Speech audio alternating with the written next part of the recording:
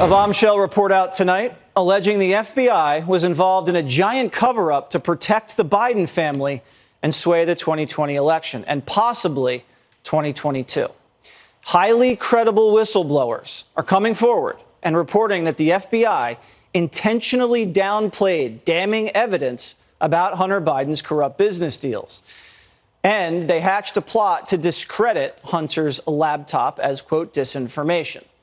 We're learning federal agents were allegedly told to stop any damaging investigations into Hunter Biden. No questions asked, even though there was alleged proof of Hunter's potential criminal activity. Orders to black out the story were reportedly put forward by FBI analyst Brian Outen. Funny thing about him is he's the same FBI official who pushed the Trump-Russia collusion hoax. He took the bait on the Steele dossier and used it to illegally investigate Trump campaign officials like Mike Flynn and Carter Page.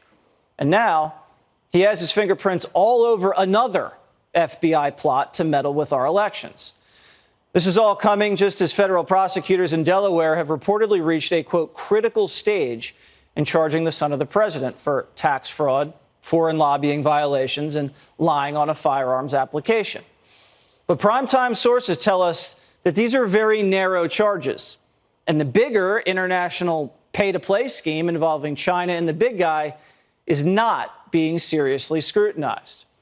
And Delaware prosecutors may be getting pushback from the Department of Justice to wait on charging Hunter Biden so it doesn't cost the Democrats in the midterms.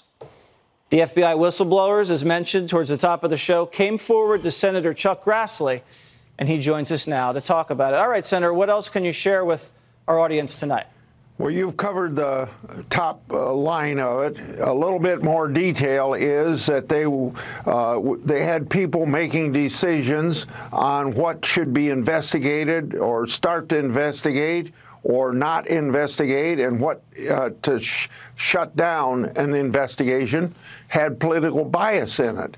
It's as simple as opening a case against Trump that was based on fuzzy liberal newspaper reports. It was a good reason to advance the investigation. But when it come to Hunter Biden, with plenty of concrete information, it was shut down. It's pretty simple. And we have evidence that some of these people have exhibited this political bias over a long period of time, because there's a guy by the name of Tebow that the whistleblowers told me about. I took it directly to Ray. I guess he had done this when we issued a press release on it, but I talked to him about it to thank him, because he moved that guy out of the decision-making of which investigation should go ahead and which one should be stopped. But that gives you an example of political bias, and it hurts the integrity of the FBI. The people of the United States ought to have really good feelings about the FBI. They ought to know that they're a credible organization, and there should be no party or power involved in this decision-making. It should be simply fair, follow the facts where it takes them, and there should be no political. It's unfair, and the FBI have not met the test of fairness in this particular case. Can you give me one-word answer here? Do you trust FBI Director Wray's ability to handle this case with Hunter Biden? I would think that he would be in a position to do it. And when he moved Tebow, that's the guy's name I was talking about, they moved him out of that decision-making role to something else. It shows me that he can take action. But I wonder if the whole situation isn't so bad.